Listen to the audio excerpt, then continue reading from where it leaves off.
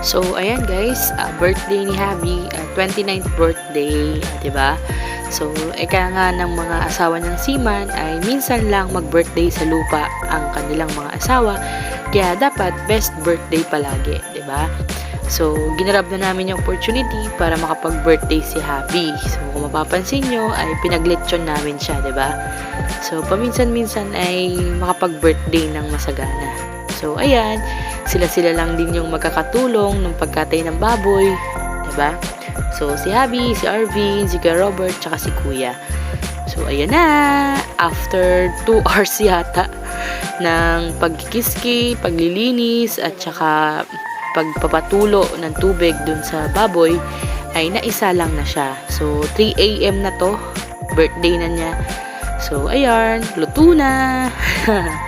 So, nagmamadali kasi kami, 10 a.m. ay pupunta na kami sa venue. So, ayan si Habi, gayak na para sa pagpunta sa venue. So, nag-arkila nga pala kami dito ng resort, dito sa may baba. Marilupol Resort siya. So, 30 packs lang yung invited, kaya medyo nag-limit kami. Kaya lang, medyo may konting conflict sa mga tao, kaya konti lang din yung nakapunta. Pero all in all, super happy naman kami, diba? So, buo yung family, masaya si Habi, masaya kami, madaming tirang lechon, diba? So, ayan, ayan yung handa niya, no? Nakapag-sushi pa kami the morning.